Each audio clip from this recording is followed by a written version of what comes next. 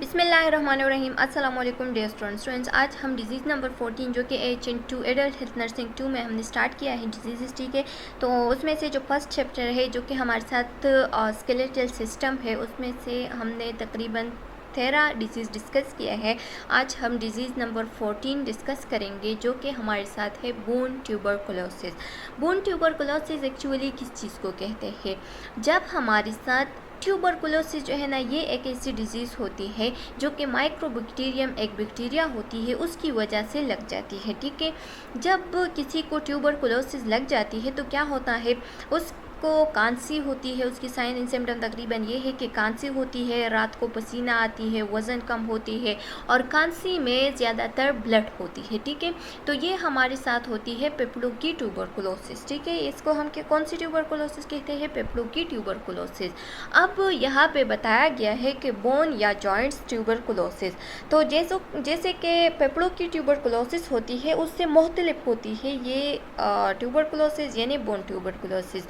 तो क्या होता है बोन ट्यूबरकुलोसिस में? बोन ट्यूबरकुलोसिस में एक्चुअली जो हमारे बोन्स होते हैं या जो जॉइंट्स होते हैं वो इफ़ेक्ट हो जाते हैं।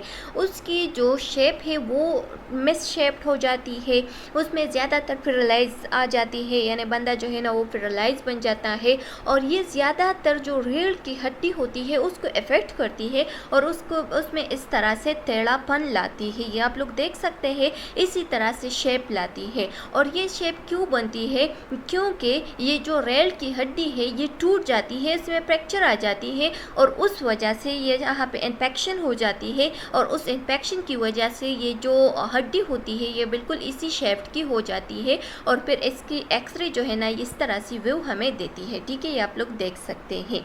तो क्या होता है कि जब बोन ट्यूबरकुलोसिस हो जाए तो इसको हम स्पाइनल ट्यूबरकुलोसिस भी कभी कभार कहते हैं, क्योंकि ये मोस्ट कॉमन किस चीज़ में होते हैं? जो स्पाइनल कार्ड है उसमें ये मोस्ट कॉमन होती है, यानी रीढ़ की हड्डी में ये मोस्ट कॉमन होती है। इस वजह से कभी कभार इसको स्पाइनल ट्यूबरकुलोसिस भी कह सकते हैं।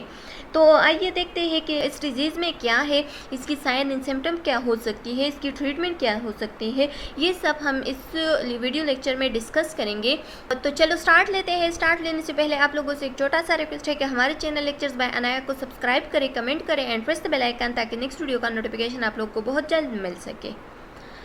बोन ट्यूबरकुलोसिस की एटियोलॉजी यानी काजेस एंड पैथोफिजियोलॉजी, इसकी स्ट्रक्चर एंड फंक्शन क्या हो सकती है। ठीक है, तो बताया गया है कि बोन ट्यूबरकुलोसिस जो है ना ये हमारे साथ स्केलेटल सिस्टम को, जो बोन वाले सिस्टम है जो कि 206 बोन्स होते हैं, टोटल बोन होते हैं बॉडी में, तो उसको इफेक्ट करते हैं। ठीक है, आप लोगों को मालूम होना चाहिए कि एडल्ट बॉडी में 206 बोन्स होते हैं जबकि बच्चों में 350 तक बोन्स पाए जाते हैं। ठीक है, और बाद में ये जो बच्चों के बोन्स होते हैं ये मजबूत होते हैं, एक दूसरे के साथ कनेक्ट हो जाते हैं, इस वजह से इससे 206 बोन्स बन जाते हैं।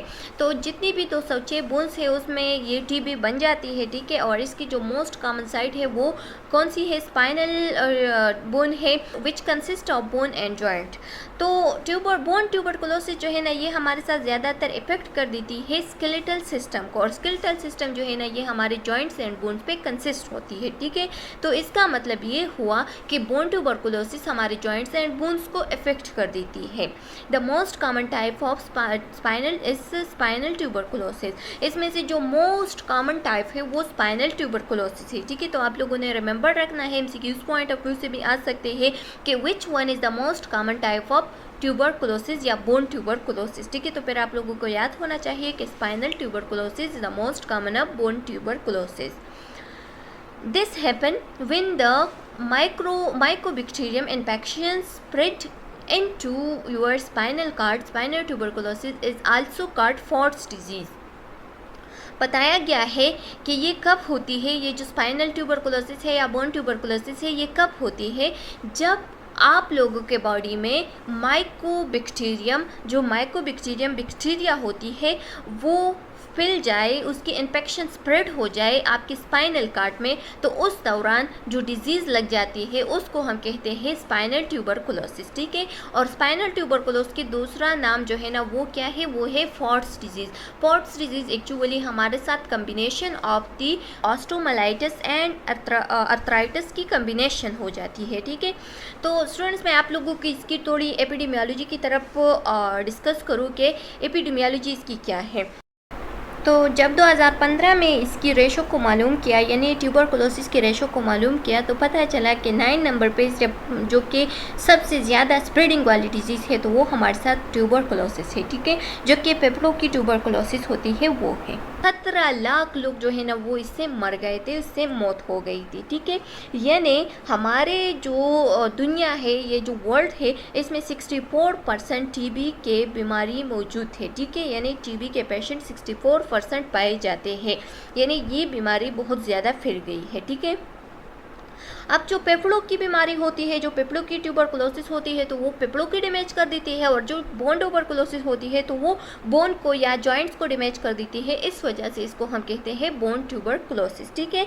तो आप लोगों ने रिमेंबर रखना है कि ये जो बोन ट्यूबरकुलोसिस है ये बोन एंड जॉइंट्स को डैमेज कर देती है। This type of tuberculosis is rare and is typically seen most often in place with widespread AIDS infection। जब हमारे साथ एड्स इन्फेक्शन हो जाए, ठीक है, किसी भी पेशेंट को एड इन्फेक्शन हो जाए तो उस दौरान ज़्यादातर ये डिजीज़ लग जाती है। बाकी इतना कॉमन नहीं है, या बहुत कमतर पाया जाता है जो बोन ट्यूबरकुलोसिस है। जबकि फेफड़ों की ट्यूबरकुलोसिस जो होती है वो बहुत ज़्यादा है, ठीक है, वो बहुत ज़्यादा सारी दुनिया में फैल गई है। लेकिन ये जो बोन ट्यूबरकुलोसिस है ये बहुत कम होती है। क्यों कम होती है? क्योंकि ये ऐसी डिजीज़ है जो कि ज़्यादातर नहीं लगती, ठीक है, क्योंकि हमारा इम्यून सिस्टम बहुत ताकतवर होता है। तो हमारे इम्यून सिस्टम जो है ना ये हमारे स्पाइनल कार्ड को बहुत महफूज रखता है, और जब एड्स इन्फेक्शन हो जाए तो उस दौरान हमारी इम्यून सिस्टम जो है ना वो बिल्कुल डाउन हो जाता है। तो उस दौरान जो माइक्रोबैक्टीरियम है वो हमारे स्पाइनल कार्ड को इफेक्ट कर देती है, और उस दौरान जो बोन ट्यूबरकुलोसिस है वो लग जाए।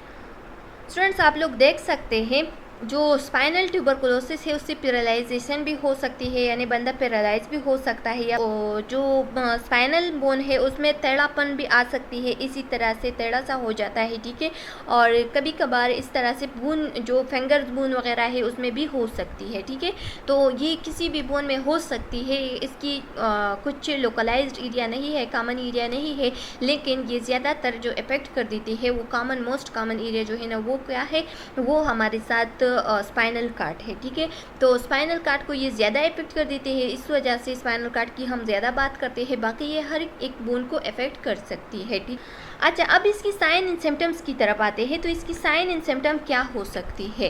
तो स्टूडेंट्स, अगर बात करें बोन ट्यूबरकुलोसिस की साइन एंड सिम्टम की, तो उसमें हमारे साथ सीवियर पेन होगी, लेकिन ये पेन जो है ना ये एक लोकलाइज्ड एरिया में होगी। जिस बोन में ट्यूबरकुलोसिस हो गई है, चाहे वो स्पाइन हो, चाहे वो फिंगर हो, चाहे वो फुट हो, ठीक है, जहाँ पे भी, तो उस बोन में सेवेयर पेन होगी। और जिस बोन में सेवेयर पेन होगी 6 वीक्स तक, तो आप लोगों ने डायरेक्ट ही उसको डॉक्टर के साथ उसकी मतलब उसको डॉक्टर को दिखाना चाहिए उस बोन को, ताकि कोई सीवियर इन्फेक्शन वगैरह न लग जाए, ठीक है।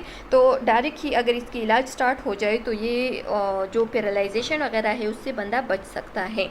इसमें इन्फ्लेमेशन हो जाती है, और इन्फ्लेमेशन इन बैक और जॉइंट्स। ये इन्फ्लेमेशन जो है ना या तो ये बैक बोन में हो जाती है। अगर बैक बोन में क्या है, सीवियर पेन है, तो इसका मतलब ये है कि स्पाइनल ट्यूबरकुलोसिस हो सकती है।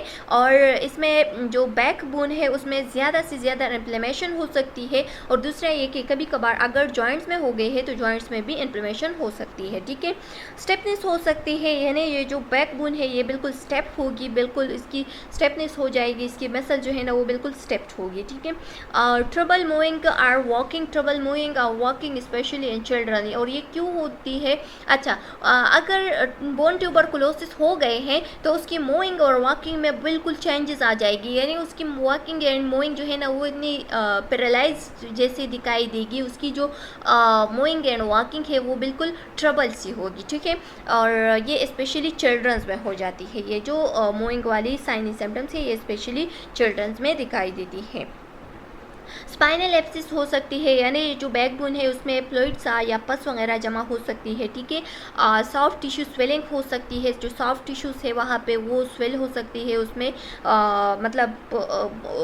वो स्वेल हो सकती है, ठीक है। एंड न्यूरोलॉजिकल डिसऑर्डर्स हो सकती है, क्योंकि जो बैकबोन है ये हमारे ब्रेन वगैरह से भी कनेक्ट हो गए हैं, तो इस वजह से न्यूरोलॉजिकल डिसऑर्डर्स भी लग सकते हैं। इसके साथ साथ ट्यूबरकुलोसिस रिलेटेड मेनिंजाइटिस हो सकती है, जो कि आप लोग जानते हैं, जो कि हमने सेकंड ईयर में बहुत डिटेल के साथ पढ़ी है, ठीक है। और फर्दर अगर आप लोग पढ़ना चाहते हैं तो कमेंट सेक्शन में बता सकते हैं, फिर हम डिस्कस करेंगे। एंड मसल्स वीकनेस हो सकती है, पैरालाइज हो सकती है, कीपोसिस यानी जो बैकबोन है, ये जो स्पाइनल कार्ड है, इसका जो शेप है वो कैसा बन जाता है, ठीक है, बिल्कुल कैसा हो जाता है। इस वजह से इसको हम कीपोसिस कह सकते हैं, और इसको हम हंक बैक भी कह सकते हैं। जो बैक बोन है उसका जो शेप है वो हंक सा बन जाता है, ठीक है। एंड बोन और स्पाइनल डिफॉर्मिटीज़ या बोन या स्पाइनल डिफॉर्मिटीज़ हो सकती है, आप लोग देख सकते हैं। इसी तरह से डिफॉर्मिटीज़ आ सकती है। अच्छा, आप डायग्नोसिस की तरफ आते हैं, तो अगर इसकी डायग्नोसिस की हम बात करें तो डायग्नोसिस में हमारे साथ एक्सरे होती है, एक्सरे करेंगे उससे भी पता चल जाता है, क्योंकि जो shape of the spinal cord है वो इसके साथ साथ चेंज होता है, तो उससे भी पता चल जाता है कि बोन ट्यूबरकुलोसिस हो गई है, ठीक है। और दूसरा है कि एमआरआई करते हैं, एमआरआई से भी पता चल जाता है, और एमआरआई के साथ साथ हम ब्लड टेस्ट वगैरह भी कर सकते हैं। बैक्टीरिया कल्चर कर देते हैं, उस जगह से थोड़ा सा जो हिस्सा है वो काट देते हैं और उसका टेस्ट कर देते हैं, जिसको हम बैक्टीरिया कल्चर टेस्ट भी कह सकते हैं एंड बायोप्सी भी कह सकते हैं, ठीक है। बॉडी फ्लूइड टेस्ट कर सकते हैं, जैसे कि यहाँ से फ्लूइड लेंगे जो कि हमारे साथ pleural, CSF and synovial fluid होते हैं, ठीक है। सेरेब्रोस्पाइनल फ्लूइड्स हो गए या साइनोवियल फ्लूइड हो गए, तो उसका भी हम टेस्ट कर देते हैं कि अगर इसमें कोई कल्चर टेस्ट, जिसको हम कल्चर टेस्ट भी कह सकते हैं, और अगर इसमें कोई बैक्टीरिया वगैरह आ गई जिसको हम माइकोबैक्टीरियम कहते हैं, तो हमें पता चल जाता है कि बोन ट्यूबरकुलोसिस हो सकती है। पीसीआर करेंगे, इम्यूनोलॉजिकल टेस्ट करेंगे कि इम्यून सिस्टम किस तरह से है, डाउन तो नहीं हो गया है, एड्स वगैरह के भी इसमें पता चल जाता है, ठीक है। एंड रेडियोलॉजिकल टेस्ट भी करेंगे, यानी एक्सरे वगैरह भी कर सकते हैं। ट्रीटमेंट की तरफ आते हैं, तो स्टूडेंट्स आप लोगों ने रिमेंबर रखना है कि इसकी जो ट्रीटमेंट है वो कंटिन्यू रखना है अपने, यानी इसकी ट्रीटमेंट जो है ना वो आपने उसमें कोई भी डिस्टेंस नहीं लाना है, ठीक है, उसको क़ज़ा नहीं करना है, क्योंकि इसकी ट्रीटमेंट ऐसी होती है कि अगर इसको आपने ज़ाया किया या नहीं किया तो आप पैरालाइज हो सकते हैं, ठीक है। तो आपने इसकी ट्रीटमेंट को बिल्कुल बरकरार रखना। इसकी ट्रीटमेंट में क्या आ सकते हैं, डॉक्टर जो है ना एंटी ट्यूबरकुलोसिस जितनी भी ड्रग्स है वो प्रिस्क्राइब करते हैं, जिसमें हमारे साथ RAPE आती है, ठीक है। और जो जितनी भी एंटी ट्यूबरकुलोसिस ड्रग्स है वो प्रिस्क्राइब करते हैं, और उसको आपने 6 to 12 मंथ्स तक यूज़ करना है, और इसके दौरान जो है ना वो जो ट्यूबरकुलोसिस है वो ख़त्म हो जाती है, ठीक है। कॉर्टिकोस्टेरॉइड प्रिस्क्राइब करते हैं, और इससे भी अगर ठीक नहीं हुआ तो फिर क्या कर देते हैं, सर्जरी कर देते हैं। टीबी के लिए ज़्यादातर एक कॉमन पॉइंट्स यूज़ होते हैं कि पेशेंट के लिए प्रिस्क्राइब करती है ट्रीटमेंट, ठीक है, जो कि मेडिसिन हो गए, drugs, rest and exercise and surgery, ठीक है। ये जो है ना ये इसी तरह से 4 पॉइंट्स है जिसके ज़रिए से टीबी को ट्रीट कर देती है। पहले उसको दवा देती है, यानी ड्रग्स देती है, ठीक है, और उसे कहती है कि एक्सरसाइज करे और रेस्ट करे। अगर इन तीनों से ठीक नहीं हुआ तो फिर सर्जरी कर देती है, ठीक है, और सर्जरी से उसको ट्रीट कर देती है। इसकी जो मेडिकेशन मिलती है तो वो डॉट सेंटर से मिलती है, और ये फ्री में दे देती है, ठीक है। और जिसको भी बोन ट्यूबरकुलोसिस हो जाती है तो उसको ब्रेस्ट जो होती है, ये जो बैक बोन को कवर करने के लिए एक डिवाइस सा होता है, उसके ज़रिए से उसको कवर कर देती है, वो प्रिस्क्राइब कर देती है डॉक्टर। और जब वो प्रिस्क्राइब करे तो उसको कंटिन्यूसली 12 मंथ तक यूज़ करना चाहिए, ताकि आपका जो बैक बोन है उसमें हंक ना आ जाए, ठीक है। इसकी कैश शेप से बचाने के लिए या हंक से बचाने के लिए उसके लिए ब्रेस्ट जो है ना वो क्या कर देती है, उसको प्रिस्क्राइब कर देती है। तो चलो स्टूडेंट्स, यहाँ तक हमारा जो बोन ट्यूबरकुलोसिस है वो कंप्लीट हो गया है। उम्मीद है कि आप लोगों को यहाँ तक समझ में आ गया होगा। नेक्स्ट वीडियो लेक्चर में हम ऑस्ट्रोमलाइटिस को डिस्कस करेंगे कि ये किस चीज़ को कहते हैं, और इस डिजीज़ के साथ साथ हमारा जो चैप्टर है वो ख़त्म हो जाएगा इंशाल्लाह बहुत जल्द। तो उम्मीद है कि आप लोगों को ये समझ में आ गया होगा। सब्सक्राइब करें, कमेंट करें and press the bell icon, ताकि नेक्स्ट वीडियो का नोटिफिकेशन आप लोग को बहुत जल्द मिल सके। नेक्स्ट वीडियो में मिलते हैं, तब तक के लिए अल्लाह हाफिज़।